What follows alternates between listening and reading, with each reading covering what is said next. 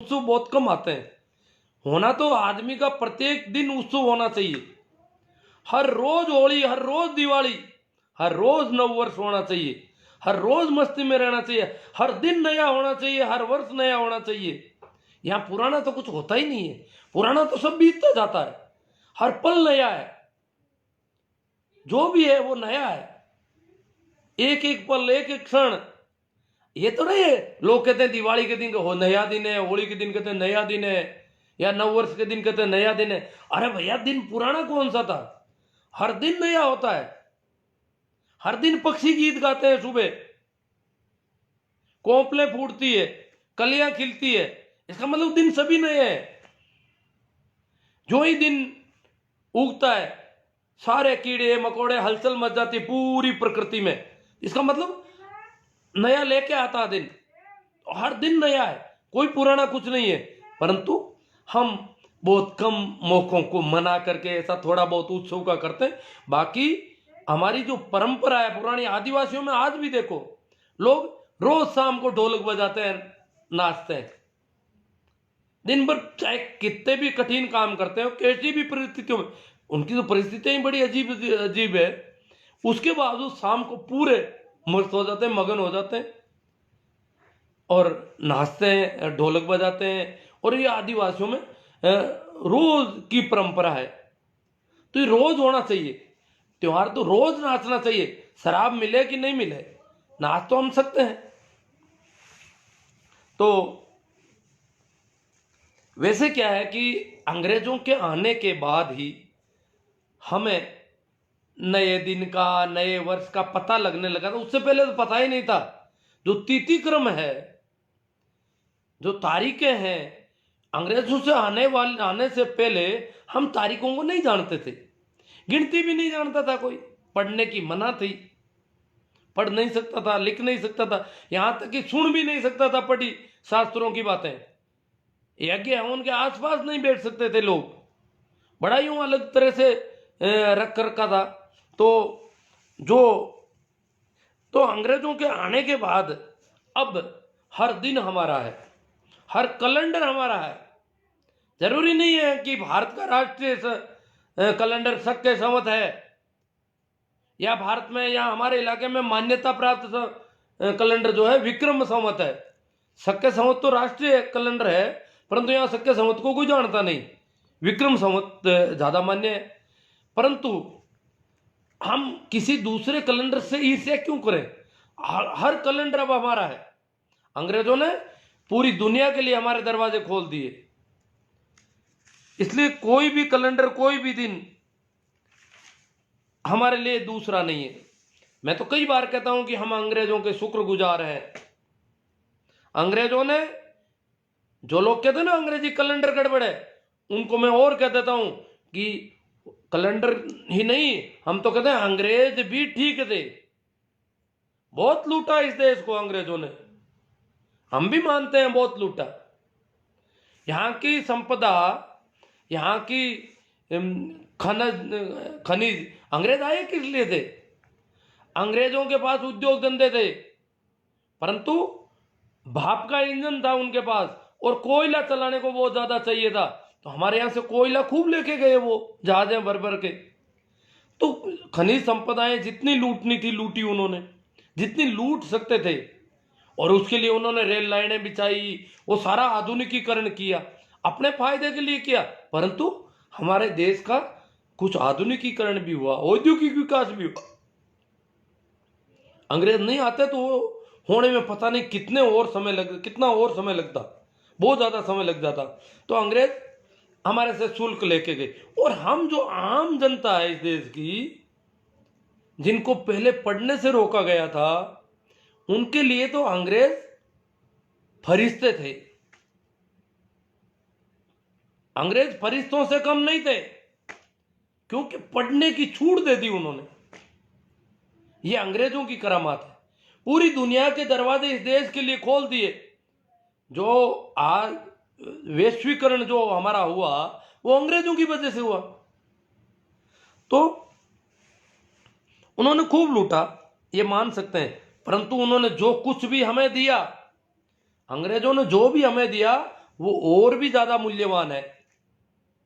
हमें आत्मवान बनाने का रास्ता खोल के चले गए, अन्यथा हम तो बिल्कुल इस हालत में थे कि सामने नहीं देख सकते थे आदमी के। पशुओं की सी जिंदगी थी, तो हम खड़े होकर के बोल सकते हैं। हमारा छोटा मोटा हिस्सा भी मिला हमें संसद में, प्रशासन में, जो भी मिला। अभी भी हालांकि देखा जाए तो अभी हम समान अवसरों में बहुत पिछड़े हुए हैं। यहाँ की बहुत बड़ी आबादी का शासन में, प्रशासन में, समाज में हिस्सेदारी बहुत कम है, प्रतिनिधित्व बहुत कम है, समान अवसर नहीं मिलते हैं, सभी जगह उनकी अवसरों को कटौती है। फिर भी अंग्रेजों की वजह से जो जितना हुआ है, उसके लिए अंग्रेजों का गुण तो हमें मानना पड़ेगा। वो अपने लिए आए, कैसे भी आए, अपने लिए उन्होंने शिक्षा शुरू कर दी, पर सबके लिए शिक्षा शुरू कर दी। और भी बहुत सारे, जैसे इस देश की सबसे घिनौनी प्रथा सती प्रथा को बंद करने का काम उन्होंने किया। कर सकता है भारत में कोई सती प्रथा बंद? भारत जैसे देश में सती प्रथा को बंद करना कोई मामूली काम नहीं है, क्योंकि वो देवी है। सती को भगवान का दर्जा है, धार्मिक रूप से मान्यता है उसको। इस देश में बहुत, आज भी मैं जिस गांव में हूं वहां कोई सती का मंदिर है, लोग कहते हैं अरे सती माता, सती माता। अब बड़ा यूं अटपटा सा लगता है, हो गया होगा कभी कोई दुर्घटना। परंतु हालांकि बाद में न्यायालय ने कह दिया कि सती को महिमा मंडित भी नहीं करना है। अब तो सती इस मनुष्य जाति के इतिहास में सबसे घिनौना रिवाज है, सती हो जाना या सती करवा देना, सती के लिए वातावरण निर्माण कर देना कि एक स्त्री को जलकर मरना पड़े। जीवित स्त्री, किसी भी जानवर को अगर जला के मारा जाए तो भी ठीक नहीं है। अरे पेड़ पौधों को जलाना भी ठीक नहीं मानते हम तो, एक स्त्री को जला देते। वो किसी आदमी के मरने के बाद उसको जला देना क्यों भाई? अगर वो आदमी उसका पति था तो वो अपना आप मर जानी चाहिए थी उसके साथ ही। और या फिर अगर स्त्री मर रही है, बीमार पड़ रही है, तो पति के रहते क्यों बीमार पड़ जाती है? पति उसको ठीक कर दे, पति है वो तो मालिक है उसका। कोई किसी का मालिक नहीं, कोई किसी का पति नहीं। सब यहां प्रकृति की दृष्टि से सब स्वतंत्र है, परमात्मा की दृष्टि से सभी यहां स्वतंत्र है। परंतु एक स्त्री को वैवाहिक बंधन की वजह से जलाकर मारने की जो रिवाज था, ऐसा दुनिया में कहीं पर कहीं कोई ऐसा रिवाज नहीं था। इतनी घिनौनी प्रथा जो थी वो अंग्रेज बंद कर पाए, और अंग्रेज नहीं आते तो आज भी यहां ऐसी प्रथा के खिलाफ कानून बनाना बड़ा मुश्किल हो जाता। अंग्रेज नहीं आते तो खैर ऐसे संविधान वगैरह भी हमें नहीं मिल पाते। इतना संविधान मिल गया, इतना ये हो गया, फिर भी ये हालत है। तो अंग्रेज सती प्रथा जैसी प्रथा जो अंग्रेजों ने मिटाई, ऐसी और भी कई काम अंग्रेजों ने किए। खैर मैं उस पर अभी नहीं जाऊं। मैं कुछ बात कर रहा था, 9 वर्ष को करते क्या है। 9 वर्ष के दिन शाम को शराब पीते होंगे, पर नाचते हैं ज्यादातर लोग, खुशी मनाते हैं, खुशी का इजहार करते हैं, मगन होकर के नाचते हैं। और ये नाच की पार्टी सुबह 4 बजे तक चलती है और लगभग 12 बजे के बाद चरम पर होती है। नाच तो पहले शुरू कर देते हैं सभी, परंतु 12 बजे के बाद में ये पार्टी चरम पर होती है। बहुत शानदार नाच होते हैं, बड़े मस्त और मगन होकर के नाचते हैं। हो सकता है उनमें से 90% लोग शराब पीते होंगे, परंतु नाचते तो हैं। तो मेरा तो ये मानना है कि हर रोज होली होनी चाहिए, हर रोज दिवाली होनी चाहिए, और जितना नाचना है वो नाचना चाहिए। नाच सके तो नाचना चाहिए, आदमी को सदैव नाचना चाहिए। नृत्य जो है, नृत्य आदमी के अहंकार को विगलित कर देता है। जो अहंकार है, अगर कोई नाच लेता है तो अहंकार गिरने लग जाता है। स्त्रियां थोड़ी आदमियों से ज्यादा नाचती है पुरुषों से, तो उनका अहंकार कम होता है और पुरुष यूं धीर गंभीर यूं यूं बढ़ के यूं बढ़ कर वो ज्यादा अहंकारी होता है। ज्यादा अहंकार परेशानियों का घर है, बीमारियों का घर है, आदमी को दुखी करने का सीधा सा रास्ता है। तो नाच से अहंकार विगलित होता है, गढ़ता है और आदमी ढीला हो जाता है, आदमी मग्न भी हो सकता है। मीरा नाची घुंघरू बांध के, और भी बहुत लोग नाचे। हम तो ये नाचना कोई अंग्रेजों की परंपरा नहीं है, नाचना आदिदेव महादेव शिव की परंपरा है। महादेव शिव नाम सुना होगा आपने। यहाँ इस देश की बहुत बड़ी आबादी शैव परंपरा से जुड़ी है। शैव यानी शिव के उपासक। इस देश में ज्यादातर लोग शिव के उपासक रहे सदियों सदियों से। तो हम शिव के उपासक हैं। एक देखे तो हम शिव को मानने वाले लोग हैं। शिव का एक नाम है नटराज। नटराज यानी नृत्य का देवता। शिव जो है नृत्य का राजा था। शिव डमरू से नाचते थे। कहते हैं शिव तो ऐसा नाचते थे कि जो कैलाश पर्वत है वो डगमगा जाता था। इस प्रकार का तांडव नृत्य शिव करते थे। तो उनकी मस्ती थी, इसलिए भोला शिव कहते हैं इसको। मस्त महादेव कहते हैं, भोला शंकर भी कहते हैं। भोला आदमी है तो भोलापन भी आता है। और भोलापन आदमी के लिए जीवन में भोलापन रौनक है आदमी की। भोलापन जो है आदमी के लिए प्रसाद है, जीवन है भोलापन। ये होशियारी, ये तो मौत है। ये जो चालबाजियां हैं ये तो मरने के मार्ग है सारे। ये तो जीते जी मर जाना है। तो हम शिव की परंपरा के लोग हैं। मैं शिव और थोड़ा उस पर जाता हूं। शैव और वैष्णव दो तरह की परंपराएं हमारे देश में रही है। वैष्णव परंपरा शैव परंपरा से अलग है। शैव परंपरा यही मस्ती की मार्ग आम आदमी का मामला था। वैष्णव परंपरा के लोग शास्त्र यज्ञ हवन उस दिशा में चलते थे। ये दो परंपराएं। दो और परंपराएं भी हमारे देश में रही है, श्रमण और ब्राह्मण। श्रमण और ब्राह्मण। श्रमण होता है जो मेहनत करके परमात्मा को पाने की कोशिश करता है, श्रम करता है, परिश्रम करता है, परमात्मा को पकड़ के खींच के लाने की बात करता है, वो श्रमण परंपरा के लोग हैं। ब्राह्मण वो होता है जो परमात्मा के सामने समर्पण करता है कि मैं कुछ नहीं हूं। तो ये दो तरह की परंपराएं आध्यात्म के मामले में रही है। ये तो आम लोगों की तो नहीं रही। आम जो आध्यात्मिक स्तर के लोग थे, जो साधना में जाते थे, उनकी दो परंपराएं थी, श्रमण और ब्राह्मण। महावीर, बुद्ध, कबीर, ये गोरख, पतंजलि, ये सब श्रमण परंपरा के लोग हैं। इन्होंने मेहनत की, बहुत प्रयास किया, बहुत लगन के साथ साधना की, मेडिटेशन किए, ध्यान किए। दूसरी ब्राह्मण प्रयोग, जैसे मीरा मेडिटेशन भी करती है परंतु वो कुछ ब्राह्मण की तरह झुक रही है। तो ये दो अलग अलग, इनकी मैं ज्यादा चर्चा करूं तो ठीक नहीं है, अभी अपन विषयांतर हो रहे हैं। अब मैं तो वैसे देखा, कुछ लोग कहते हैं आप ब्राह्मणों से नाराज। मेरे बारे में बता दूं, मैं ब्राह्मण परंपरा में विश्वास ज्यादा करता हूं, मेरा भरोसा उधर ज्यादा है।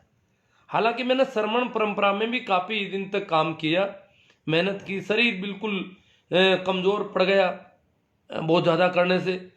और पर मैंने देखा कि ब्राह्मण परंपरा मुझे ठीक लगती है। वो सरल है, उसमें मेहनत नहीं करनी पड़ती है, ज्यादा जोर नहीं पड़ता है, और आदमी धीरे धीरे कुछ मस्ती की तरफ जा सकता है इस परंपरा से भी।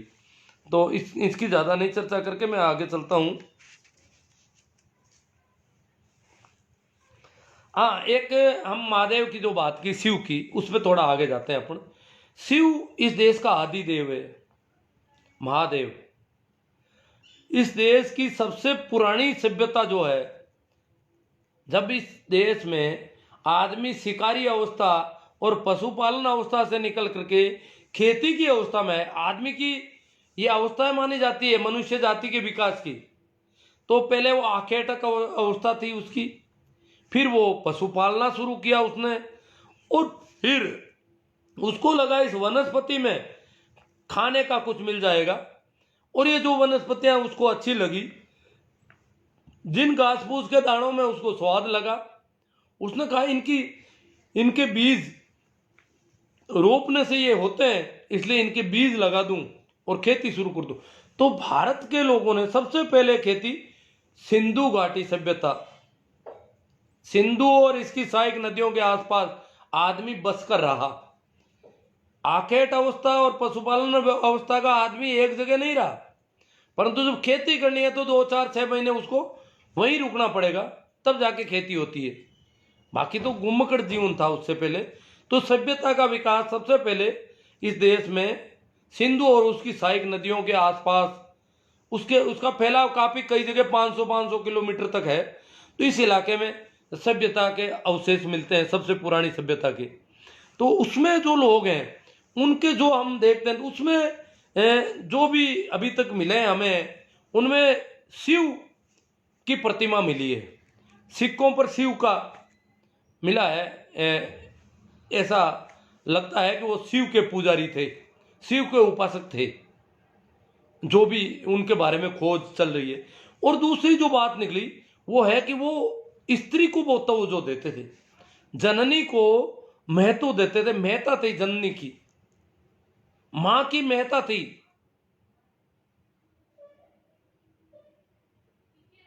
मात्र सत्तात्मक परिवार बताए जाते हैं इसके सिंधु घाटी सभ्यता के। आज भी आदिवासियों में मात्र सत्तात्मक परिवार मिल जाते हैं, जहां मां जो है परिवार की मुखिया है। तो नारी का जो महत्व था, महादेव जो है, शिव महादेव की जो कहानियां सुनते हैं उसमें लगता है कि उन्होंने पार्वती को बहुत महत्व दिया। जननी की महत्ता को शिव ने स्वीकार किया।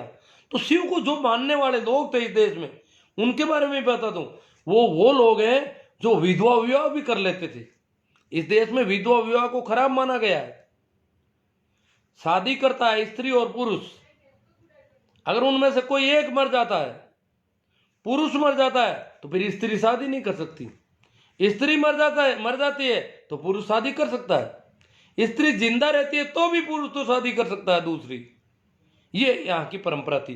इसका मतलब स्त्री के साथ यहाँ भेदभाव है, स्त्री के साथ बहुत अलग तरह का व्यवहार है। विधवा स्त्री शादी नहीं कर सकती, ये परंपरा यहाँ आज भी कुछ समाजों में, कुछ जातियों में ऐसा है।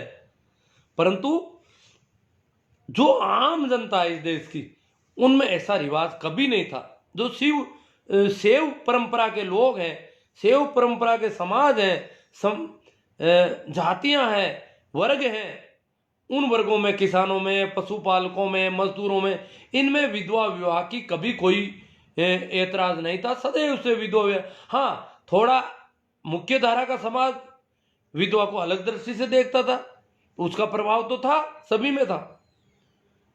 यहां तक कि विधवा की शादी भी रात के अंधेरे में उसको भेजते थे, लोगों को बताते नहीं थे आस पड़ोस में। उसमें गुड़ नहीं बांट सकते थे, उसमें कोई उत्सव की तरह नहीं कर सकते थे।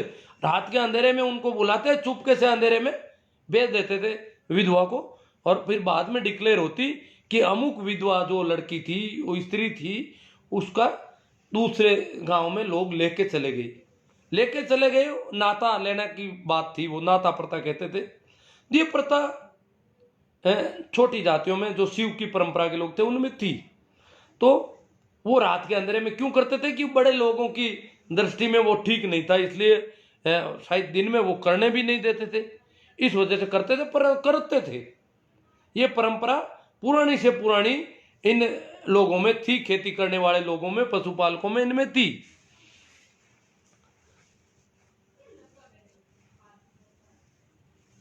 और विधवा विवाह की वजह से सती प्रथा की पैदावार, सती प्रथा भी सामान्य परिवारों में बहुत कम थी, बहुत नहीं के बराबर थी। सती प्रथा भी उन लोगों में। तो ये क्या है? ये मात्र सत्तात्मक परिवारों के खिलाफ सिंधु घाटी सभ्यता के बाद यहां पर कहते हैं आर्यों का आगमन हुआ। इतिहास के तथ्य ये कहते हैं कि आर्य बाहर से आए। उसमें कुछ लोग ईरान से बताते हैं, कुछ जर्मनी से बताते हैं, कुछ मध्य एशिया से बताते हैं। परंतु जो भी है, क्योंकि आर्यों के आने से पहले के जितने भी यहाँ पर ऐतिहासिक प्रमाण है, उनमें वो रिवाज एक भी नहीं है जो आर्यों के आने के बाद यहाँ हुए। वो रिवाज वहां पाए गए, ईरान में पाए गए, मध्य एशिया में पाए गए, यूरोप के देशों में पाए गए। इसका मतलब आर्य भारत के मूल निवासी नहीं थे, और भारत के मूल निवासी द्रविड़ है। तो सिंधु घाटी सभ्यता को द्रविड़ सभ्यता भी कहते हैं। और द्रविड़ वो लोग हैं जहां मात्र सत्तात्मक परिवार थे। एक पहचान है इसकी, ये समझना पड़ेगा हमको। तो आर्यों ने आते ही सबसे पहला यह काम किया कि स्त्री को पूरी तरह से उन्होंने, क्योंकि मात्र सत्तात्मक परिवार ये पुरुष सत्ता, तो पुरुष और स्त्री की सत्ता का मामला था। यहां तो स्त्री की सत्ता चल रही थी, परिवारों में स्त्री प्रमुख थी, तो उन्होंने कहा स्त्री तो कहीं होनी नहीं थी, घर के बाहर ही नहीं दिखाई दे। इस प्रकार स्त्री को उन्होंने न तो यज्ञ हवन में बैठ सकती थी, न शास्त्र पढ़ सकती थी, कुछ पढ़ना लिखना सब बंद स्त्री का। आर्यों के आगमन के बाद में स्त्री को एकदम से रोक दिया उन्होंने कि स्त्री कुछ नहीं करेगी ऐसा। और फिर बाद में शुरू में इतना नहीं था, मनुस्मृति के बाद तो पूरी तरह से पूरी रोक हो गई स्त्री के पढ़ने पर, और भी स्त्री के ऊपर जितना अत्याचार करना था वो सारा किया। परंतु मैं यहाँ कहना चाहता था कि दो परंपराओं का थोड़ा भेद आपके सामने क्लियर कर रहा हूं। तो हम लोग नववर्ष जो मना रहे हैं 1 तारीख को, कल लोग मनाएंगे। मैं तो कोई मनाता नहीं, मैं तो न तो होली मनाता हूँ, न दिवाली, न नववर्ष, कुछ भी नहीं। मैं तो रोज अपने हिसाब से रहता हूँ, रोज ही मैं तो मस्ती को मानता हूँ, रोज ही मैं कहता हूँ रोज ही उत्सव होना चाहिए, रोज ही ऐसे ही चलना चाहिए जीवन। मुर्देनी कभी नहीं छानी चाहिए आदमी पर। तो पर जो लोग मनाते हैं 1 जनवरी को नववर्ष, वो लोग अंग्रेजों का शुक्रिया अदा कर रहे हैं, क्योंकि अंग्रेजों के आगमन से पहले हमें न तो तिथि क्रम का पता था, ये तिथि क्रम तारीखें वगैरह इनका कोई पता नहीं था, न हमारे नए दिन का पता था, न नए वर्ष का पता था। अंग्रेज आने के बाद ही पता चला हमको, क्योंकि हम पढ़े लिखे भी नहीं थे, गिनती भी नहीं आती थी, कब होली है, कब दिवाली है, कब क्या वार है, क्या दिन है, वो सब हम पूछ पूछ के काम चलाते थे। और हमें बताया जाता था आज तू ये कर ले, आज ये मत कर, आज तू उपवास कर ले, आज ऐसा कर, आज ऐसा मत कर, आज ये करो, आज वो करो, आज वो नहीं करना है, वो करोगे तो गलत हो जाएगा। इस प्रकार के उल्टे सीधे जो कुछ भी थे हमें बताया जाता था, हमें हाँका जाता था, हम नहीं जानते थे। हमारे लिए हमारी जानकारी बढ़ी अंग्रेजों के आने के बाद, उससे पहले हमारी कोई जानकारी नहीं थी। इसलिए लोग इस नववर्ष को एक शुक्रिया के रूप में मानते हैं कि ये ठीक है, ये भी वर्ष है जिसका हमें पता चला। बाकी तो वर्ष का पता ही नहीं चलता, तारीखों का भी पता नहीं चलता कब क्या है। आजकल तो पता चल रहा है, कई कैलेंडर आ गए। पहले न तो हमारे घरों में कई कैलेंडर थे, न और था। जब भी ज्यादा जरूरत पड़ती थी तो पूछने जाते थे। अन्यथा जब हमारे यहाँ पर कोई आटा लूण लेने के लिए आता भगवान के लिए मंदिरों का आदमी, तो वो बता के जाता था कि आज ये है भैया, वो कह करके जाता था, या लोग उनसे पूछ लेते थे। इस प्रकार उनसे पूछ लेते थे कि वो होली वगैरह कब है, तो वो बता देते थे कि 1 दिन बाद में है, वो है, ये वो सारा उन पर निर्भर था। हमारा लिए न तो कोई तिथि क्रम था, न कोई कैलेंडर था, न कोई तारीख थी, न कोई वर्ष था। परंतु ये जो कैलेंडर है, आज का जो कैलेंडर है, जो अंग्रेजों का है या ग्रेगरी कैलेंडर है, जो भी है, वो कैलेंडर कई मायनों में बहुत अच्छा है। ये सूर्य पर आधारित है। इसके अलावा इस कैलेंडर में शुभ अशुभ की कोई बीमारी नहीं, ये बहुत अच्छा इस मामले में। मतलब क्या है कि मैं पशु रखता था, बैलों को रखते थे, तो अब हमको जाना है, जैसे नागौर का मेला तो हमारे पड़ोस में था, रोज बसें आती थी गाँव, तो पता चल जाता है कि व्यापारी आ गए हैं खूब और अच्छी बिक्री हो रही है, फिर भी जा नहीं पाते थे। पूछते तो कहता आज तो चौथ है इसलिए नहीं जा पाओगे, तो 1-2 दिन वो लेट हो जाता था। इधर टीपड़ा निकलवा के पूछना पड़ता था कि कब जाए तो बिक्री ठीक हो सकती है, तो इस चक्कर में हमारे बीमारी हो जाती। बड़ा यूं रात को निकलना पड़ता था, सुकन अपसुकन की बीमारियां थी, 1000 तरह की बातें थी। तो चौथ को चौपाया, अब जानवर भैंस खरीद ली, पर लोग कहते हैं चौथ को तो इसको घर पे नहीं ले जाना, जबकि 4 तारीख को भैंस ले जा सकता हूं मैं, मैंने कई बार पूछा, मैंने कहा भैंस खरीदी पर 4 तारीख को तो भैंस कैसे ले जाओगे आप? कि 4 तारीख में तो कोई दिक्कत नहीं। इसका मतलब ये 4 तारीख ठीक है। ये जो अंग्रेजी कैलेंडर की तारीखें हैं, इनमें कोई रुकावट नहीं है कहीं पर भी, शुभ अशुभ की बीमारी नहीं है पूरी की पूरी। इसलिए ये हमारे लिए बहुत अच्छा कैलेंडर है। इसमें कभी कोई उपवास नहीं करना पड़ता, कभी भूखे रहने की जरूरत नहीं। इसमें चाहे रोज त्योहार मनाओ, कोई दिक्कत नहीं। 1 तारीख क्या, मैं तो कहता हूं 30वीं तारीख मनाते रहो। ये कैलेंडर बहुत अच्छा है। इस कैलेंडर में हमारे लिए कोई रुकावट नहीं है। किसी को सीख देनी है, ससुराल जाना है, पियर जाना है, कहीं भी जाना आना, बस इस कैलेंडर में कभी करो, कोई दिक्कत नहीं। यहाँ तो ये देखो कुछ वारों की बीमारियां भी है, मैं देख रहा हूँ बुधवार को बसें खाली चलती है। अब ये फालतू रेवेन्यू का नुकसान हो रहा है कितना कुछ। अब मंगलवार को ज्यादा भीड़ कर देते हैं गाड़ियों में, बड़ी परेशानी है। रेल के टिकट मंगलवार को बड़े मुश्किल से मिलते हैं। जो गाड़ी मंगलवार को जहां से गुजरती है वहां से सवारियां नहीं चढ़ती है। रेलगाड़ियां तो 4-4 दिन तक चलती रहती है, तो जहां जहां बीच में बुधवार आ जाता है वहां सवारियां नहीं चढ़ रही है। उतरती जरूर है, चढ़ती बहुत कम है। तो ये जो बीमारियां हैं ये इस कैलेंडर में नहीं है, तो इसलिए ये कैलेंडर बहुत अच्छा है कई मायनों में।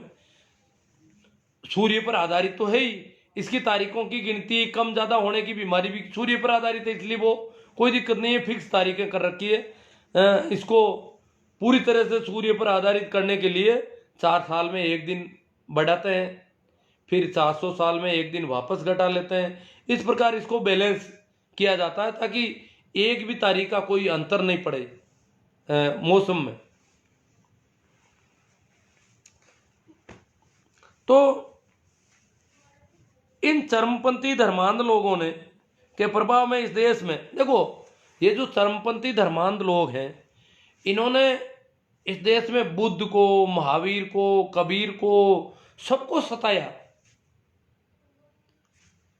इनके प्रभाव में हो सकता है मैं भी, आम आदमी भी मीरा के पीछे पत्थर फेंकने लग गए हो या कबीर के पीछे पत्थर फेंकने लग गए होंगे, परंतु वो उन्हीं के प्रभाव में। क्योंकि जितने भी संत हुए वो पाखंड और अंधविश्वास के खिलाफ थे। जो इनके व्यापार थे धर्म के नाम पर, जो बिजनेस थे उनके खिलाफ थे, और इसलिए ये उनके खिलाफ थे कि हमारी परंपराओं को आप खराब कर रहे हो। ये साधु संतों के विरोध में ये तबका सदैव रहा है जो धर्म के नाम पर बिजनेस करता है। वो चाहे हिंदुओं का हो, मुसलमानों का हो, यहूदियों का हो, जहां भी जीसस को सूली चढ़ा दी, मुसलमानों में मंसूर को सूली चढ़ा दी। क्योंकि जो सीधी साफ बात करता है वो तथाकथित धर्म के नाम पर धंधे करने वालों के धंधे पर चोट करता है सीधी, और धंधे पर चोट होती है तो वो तो अपने आप होंगे ही। इस प्रकार इन लोगों ने सदैव दुर्व्यवहार किया, सत्य के साथ दुर्व्यवहार करने की कोशिश की। इन लोगों को सताने के जितने प्रयास करने थे वो इन्होंने किए, परंतु अब हमारा देश अंतर्राष्ट्रीय भूमि है। अब हमें नाचना चाहिए, नाचना चाहिए, दिल खोल के नाचना चाहिए, जितना नाच सकें। नाचना हमारी परंपरा है, नाचना कोई अंग्रेजों की परंपरा नहीं है। यह आदि देव शिव की परंपरा है, महादेव की परंपरा है, मीरा की परंपरा है, कबीर की परंपरा है। कुछ लोग कहते थे कबीर नहीं नाचे, कबीर कहते हैं कबीर नाचने की महिमा कहते हैं। मीरा तो कबीर के भाई गुरु भाई रैदास की शिष्या थी, मीरा ने तो घुंघरू बांध के नाची, तो हमें भी घुंघरू बांध के नाचना चाहिए। नाचना कोई अंग्रेजों की परंपरा नहीं है, यह हमारी आदि परंपरा है। हमारे यहां के लोग नाचते रहे हैं सदैव। कृष्ण ने तो खूब लोगों को नचाया। कृष्ण की बांसुरी पे कितने अधिक लोग नाचे, उन्होंने मस्ती की के रंग में रंग दिया लोगों को। तो नाचना तो हमारे देश की मूल परंपरा है, हमारे परंपरा के मूल बीज हैं। आज विदेशी लोग इन परंपरा के मूल बीजों को अपना रहे हैं, और हमें लोग कहते हैं नाचो मत, 9 वर्ष को नाचो मत। और वो जब 9 वर्ष मनाते हैं तो झंडे लेकर के वंदे मातरम के नारे निकालते हैं, लोगों की गलियों में जोर जोर से चिढ़ाते हुए निकलते हैं। ये कोई तरीका नहीं है, ये तो बेढंगा सा ढंग है, ढंग ठीक नहीं है। कभी मस्ती तो देखी नहीं इन लोगों में। अब जो इसलिए किसी भी उत्सव के मौके पर देखो, जितना भी उत्सव का मौका है, हल्के होकर के मस्त होकर के हमें नाचना चाहिए, तभी तो उत्सव है। अगर हम नाच भी नहीं सकते, ये जो नाचेंगे तो और ढीलाई आएगी जीवन में, और नहीं नाचेंगे तो ये जो होशियार होते हैं, ज्यादा बुद्धिमान होते हैं, तथाकथित ये समझदारी नहीं है। अगर आदमी मस्त होना नहीं जानता, नहीं सीख सकता, तो ये समझदारी नहीं है, ये तो बेवकूफी है, पूरा जीवन गंवा देता आदमी। तो इसलिए जो भी आज लोग नाच रहे हैं, उनको मेरी तरफ से बधाई। बहुत अच्छा नाचें, मस्त होकर के नाचें, मगन होकर के नाचें, और इतने मस्त हो जाएं कि मीरा की तरह, महादेव की तरह, कबीर की तरह, जीसस की तरह, मंसूर की तरह, मोहम्मद की तरह पूरे मगन हो जाएं आज। क्योंकि एक ही दिन नाचोगे, ज्यादा तो नाच नहीं पाओगे, रोज नाचते हैं तो और भी अच्छी ठीक है चीज है। चलो अब मैं इस पे कमेंट आए, उन पे भी थोड़ी बात कर लेते।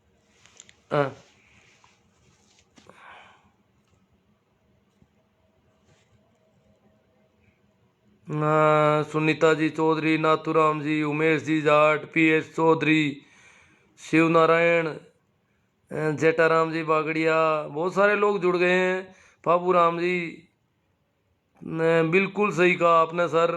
हाँ, जो भी है, नव वर्ष की हार्दिक शुभकामनाएं सर। आपका खरा और फ्री सत्संग यूं ही मिलता रहे। जेठाराम जी कहते हैं ये फ्री में सत्संग हो रहा है, यूं ही मिलता रहे। ठीक है, हाँ, तो हो जाता, अपना सत्संग हो जाता थोड़ा बहुत। आपने भी जो बात कही यही सत्संग है। महेंद्र जी चौधरी, धनाराम जी ताड़ा, जेठाराम जी बागड़िया कह रहे हैं मन मस्त हुआ तब क्यों बोले रे, जब साहिब पाए गट भीतर, बाहर नैना क्यों खोले। मस्ती जब छा जाती है आदमी पे, देखना ये तो आपके काम नहीं पड़ा होगा, छा जाती है तो मन ही नहीं करता आंखें खोलने का। और मुंह तो क्या खोले आदमी, आंखें भी नहीं खोल पाता तो मुंह तो कैसे खुलता। मैं जब ज्यादा मेडिटेशन के प्रयोग करता था तो मुझे याद है कि बोल ही नहीं पाता था, लगभग कुछ वर्षों तक बोलना बड़ा भारी पड़ जाता था। आजकल तो बोल लेता हूँ आराम से, बकवास भी कर लेता हूँ अब तो। महेंद्र जी चौधरी, जेठाराम जी बागड़िया, मेरा सच्चित आनंद रूप कोई और नहीं जाने रे। हाँ, ये उस दोहे को पूरा किया इन्होंने। नेमी जी जयपाल, छैलाराम जी तांडी, हुक्मा राम जी जांगू, जेठाराम जी बागड़िया कह रहे हैं धन्य गुरु जी, ऐसा नशा दिन भागी पावे। छैलाराम जी ताड़ी, नव वर्ष की शुभकामनाएं श्रीमान जी। रविराज जी तिरोदा, हाँ, सभी शुभकामनाएं दे रहे हैं। राम प्रसाद जी गोदारा, हाँ। जेठाराम जी बागड़िया कह रहे हैं चलन में अंग्रेजी कैलेंडर है तो क्या बुराई है, कोई भी है, जो भी, ये वैश्विक कैलेंडर है, अब ग्लोबल कैलेंडर है। जेठाराम जी बागड़िया, स्वीकार्य भाव हो, कूप या मंडूकता नहीं। पोकर जी कनिष्क, आपके विचार बहुत सारगर्भित हैं, मैं व्यक्तिगत रूप से आपसे बहुत प्रभावित हूँ। हाँ, होना नहीं चाहिए, कह रहे हो तो कोई बात नहीं। आप तो क्या है कि मेरे ट्रेनिंगों में साथ रह चुके हैं पहले। पोकर जी कनिष्क, गजेंद्र जी इनकिया, सत्यनारायण जी सोनी कह रहे हैं गुड। जय संविधान। हीरालाल जी वर्मा, सत्यनारायण जी जय जवान जय किसान। हरजी राम जी मूंड रानी, सर मैं तो सर आज से आपके विचारों से सहमत हूँ और हर दिन को त्योहार के रूप में ही मनाने की कोशिश करूँगा और किसी को नहीं टोकने की कोशिश करूँगा। आपको और आपके परिवार को मेरी ओर से परिवार की हार्दिक 2021 की हार्दिक शुभकामनाएं। हाँ भाई, हरजी राम जी मूंड रानी सर, हाँ, बहुत ज़्यादा है, उनको तो बहुत अच्छा लगा है। सोनू जी पचार ओस्त्रा, रामदेव जी मेघवाड़, वो बधाई। ओ भाई साहब, अच्छी जानकारी देने और जागरूकता के लिए गुरुजी बहुत बहुत धन्यवाद। खुशी हो रही है, नए युग की शुरुआत हो रही है। सत्यनारायण जी सोनी कह रहे हैं गुड। छैला राम जी तांडी, मेघालय की शिक्षा पद्धति की देन है कि आज हम पढ़ लिख सके। मोहन जी धानरवा, एक नए साल की हार्दिक शुभकामनाएं। भाई सहदेव जी जलवानिया, शंभू राम जी पूनिया, रामसुख जी, रामदयाल जी बांगड़ा, BL गोदारा, गोपाल जी बारूवाल, बाबू जी चौधरी। ये भाई साहब अभी शिव का नाम ले रहे हैं और कभी कभी ये हिंदुओं को गाय का मूत्र पीने वाले और गोबर खाने वाले बोलते हैं। अब खाते हैं लोग, पीते हैं, क्या बताएं। शिव कोई गोबर थोड़ी खाते थे, आप ये मत समझना शिव गोबर खाते थे। शिव तो मस्त थे, मगन थे वो तो। शिव तो धतूरा भी नहीं पीते थे, मस्ती ऐसी थी उनकी। तो गोमूत्र भी शिव नहीं पीते थे, ये कहीं पर भी ऐसा नहीं है। हाँ, जो गोबर गोमूत्र खाने पीने के लिए बहुत ज्यादा यूं बकवास करते हैं, उनके लिए कहता हूँ खाते भी हैं बेचारे, करे क्या। उनको तो कह दिया गुणकारी है बहुत ज्यादा, तो वो खा लेते हैं। छेला जी तांडी, सबरीमाला मंदिर में आज भी स्त्रियों को मंदिरों में प्रवेश की छूट नहीं। हाँ हाँ भाई बाबूजी चौधरी, ओशो सन्यासी तो खुले विचारों वाले होते हैं, लेकिन आप हिंदुओं को गोबर भक्त कहते रहते हो। अजी गोबर, और गोबर के लिए तो बहुत ज्यादा लोग कर रहे हैं। मैं तो वीडियो देखता हूँ, बहुत ज्यादा गोबर खाने लग जाते हैं, गोबर से नहाते हैं, क्या बताएं इनको। और ये जो क्या साध्वी प्राची क्या है वो सांसद, वो कह रही इस गोबर में, कभी कहती है सोना है, कभी कहती है इससे कैंसर ठीक हो जाता। तो बेचारे लोग खा जाते हैं, देख ले गोबर खा ले कैंसर ठीक हो जाएगा। अब भाई दवाई अगर बीमारी है तो दवाई और मिलती है बाजार से, उसमें हो सकता है गोबर कांस भी हो। और अब कितने किस किस का मल खाएंगे, किस किस का मुंह। बाकी के ये नहीं है कि कुत्ते के मुंह में औषधीय गुण नहीं होते हैं। पहले हमें आदमियों की मूत माटी लगा, क्यों दवाइयां थी नहीं। जब हमारे खेत में कोई चोट लग जाती, हंसिया से और से चोट लग जाती, तो हमारे पास कोई दवाई नहीं थी, एक आदमी दौड़ के जाता, पेशाब करता, पेशाब करके वो गीली मिट्टी जो थी वो लगाते थे, उसको मूत माटी बोलते थे हम। तो हमारे बच्चों में, जब मैं बहुत छोटा था तो हमारे गांव में तो कोई कोई टेबलेट पंसारी की दुकान पे मिलती थी थोड़ी बहुत, बाकी तो कोई हेल्थ वर्कर तो होते ही नहीं थे उस जमाने में। तो उस समय मूत माटी इलाज था, आदमी का मूत भी काम आ जाता था। इसका मतलब आदमी के मूत में भी औषधि गुण है। मोरारजी भाई तो पी लेते थे, तो हम कुत्ते के, आदमियों के, बिल्लियों के, किस किस के मूत को पिएंगे। और बीमारी हो और पर्टिकुलर बीमारी का इलाज करना हो तो समझ में आता है, बेवजह ही पंचगव्य है, पंचामृत है, पी लो इसको। क्यों पी ले भाई, मूत, उसमें मूत और गोबर मिला के पंचामृत बनाते हैं। पंचगव्य पंचामृत में मूत और गोबर मिलता है, गाय का घी, गाय का दूध, गाय का मक्खन और गाय का गोबर और गाय का मूत्र, ये 5 चीजों का पंचगव्य पंचामृत बनाते हैं। अब क्या पिए उसको, क्यों पिए। अगर कोई ऐसी बीमारी हो कि वो इसको पीने से ठीक होती है तो पीना समझ में आता है, पर यूं ही पी लोगे। तो इसलिए ऐसे लोगों को गोबर भक्त कहा करता हूं मैं, बाबूजी चौधरी, राम प्रकाश जी चौधरी, मोतीराम जी प्रजापत, कैलाश सियाग, मोतीराम जी प्रजापत, नैना राम जी पालड़िया, PL मेघवाल, भंवरा राम जी पूनिया, राम प्रताप जी जाट, गजब, इनको गजब लगता है, ठीक है भाई। महेंद्र कुमार जी बाजोली, गजेंद्र जी इनकिया, घंटीला सर, राम प्रताप जी जाट, गोपाल जी खा कहाँ हो, गोपाल जी कोई किसी से बात कर रही है, शिवदत्त जी, सिंबू राम जी, हरसुख राम जी बोड़ा, राम प्रसाद जी गोदारा, दिनेश कुमार जी रेगर, दिनेश कुमार जी, साल 2020 में तमाम साथियों और शुभचिंतकों को बेअंता पार समर्थन मिला, सभी का दिल की गहराइयों से। हाँ ठीक है, हरसुख जी बोला, दिनेश जी, रामेश जी डूडी, विजय जी चौधरी। हाँ, तो ऐसा कोई मुझे नहीं लग रहा कोई ऐसा कमेंट हो। सोशल मीडिया के माध्यम से पूरे वर्ष आपका मार्गदर्शन मिलता रहा, शिवदत्त जी सिंहराम जी कह रहे हैं। अमूल्य समय निकालकर आपने मानवता के हित में जीवन जीने के अनेक सूत्र बताए, सभी प्रकार के ज्वलंत मुद्दों पर चर्चा की, सत्य पर बेबाक बात रखी, सभी वीडियो उपयोगी है मेरे लिए, कथनी करने में समानता देखी, नव वर्ष में भी आपका मार्गदर्शन मिलता रहे, ऐसी आशा है। नव वर्ष की हार्दिक शुभकामनाएं। हाँ, तो मेरा यूट्यूब चैनल भी देखते रहना, उसमें और आपको ठीक ठीक जगह पर मिल जाएगी। BL सारन, तो आप क्या शिव जी को मानते हैं? अजी मैं तो सबको मानता हूँ, आपको मानता हूँ सारन साहब, ये कोई बात थोड़ी है। मैं सारन साहब को इनकार नहीं कर सकता। जब सारन साहब को परमात्मा ने यहाँ पर भेजा है तो जरूर परमात्मा ज्यादा जानता होगा, उसने आपको जानबूझ के यहाँ भेजा है। इसका मतलब आप ये मत समझना कि मैं आपको नहीं मानता हूँ, मानता हूँ मैं, क्योंकि आप भी उसी प्रकृति की वजह से है जिसमें की वजह से मैं हूँ। उसी परमात्मा या प्रकृति, उसी व्यवस्था की वजह से आप है, उसी व्यवस्था की वजह से मैं तो मानता हूँ सबको। अब जो लोग धर्म के नाम पर व्यापार करते हैं, व्यवसाय करते हैं, धोखाधड़ी करते हैं, ठगी करते हैं, उनको तो क्या मानो बताओ। इतना तो थोड़ा सा विवेक तो काम तो हमको लेना पड़ेगा। हाँ भाई पन्ना राम जी, ये 2020 नकली कोरोना वायरस के कारण नहीं बल्कि किसानों के संघर्ष के कारण याद रखा जाए। प्रेम जी सारण, मंडूकरा, गुड़ जी, दुर्गेश जी चौधरी, हैप्पी न्यू ईयर भी। अब तो कल तो पूरे दिन ये हैप्पी चलेगा, वीडियो और सारे यही होंगे। Kana Ram ji Chaudhary, very nice sir Mandukra ji. Hanuman ji Kodecha बाई तू, जय गुरुदेव। काना राम जी चौधरी, राम स्वरूप जी चौधरी, जेठा राम जी सारण, हनुमान जी, मूला राम जी। सर जी मैं तो अंबेडकर को मानता हूँ। खैर आपकी मौज है, किसी को भी मान लो, मैं तो सभी को मानता हूँ।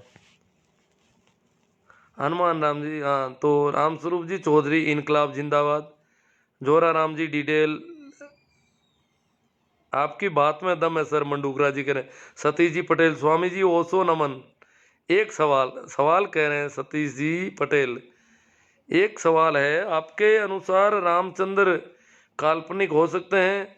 कोई उनका प्रूफ नहीं है, कृष्ण से बाद का राइट है, तो फिर शिव जी को राम से भी पुराने हैं, उनके प्रूफ कहाँ हैं? उन्हें काल्पनिक नहीं मानते? नहीं, मैंने कब रामचंद्र को मैंने काल्पनिक तो नहीं कहा।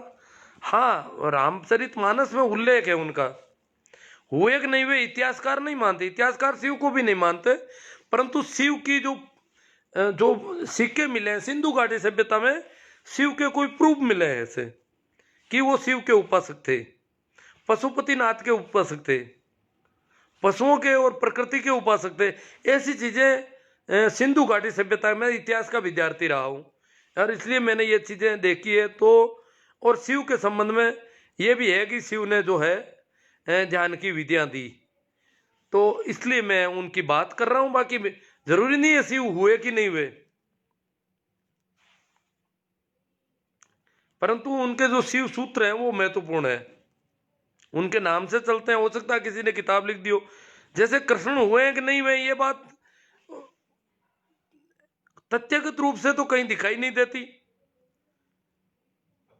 ऐतिहासिक प्रमाण नहीं है। इतिहासकार केवल इतिहासकार जो है जो ये अवस्था है जो कृष्ण और राम का जो समय माना जाता है उसको महाकाव्य काल के नाम से जानते हैं, बाकी ये तथ्यगत रूप से नहीं मानते कि कृष्ण हुए। परंतु गीता जैसी जो बात निकली, चाहे वो वेदव्यास से निकली, वो बात तो बहुत महत्वपूर्ण है। रमेश कुमार जी चाइल, आप स्वस्थ रहें और आपके विचार समाज तक पहुंचे, बहुत अच्छा लग रहा है। 2020 में बहुत अच्छे पखंडवाद का खंडन किया आपने, इसके लिए बहुत बहुत धन्यवाद। प्रदीप जी सांसीवाल एकदम सही बात बोले। Suresh ji Kataria, good evening sir, happy new year. Shankar Lal ji Chauhan, TR Tetrawad, Rajendra ji Sewadia, Mohan ji Danarwa, Baljeet ji Jangi, Suresh ji Kataria, Akalera, ये साल तो बीत गया, सीखते सीखते आगे यूं ही हमें प्रेरित करते रहो, बस यही आशा रखते हैं।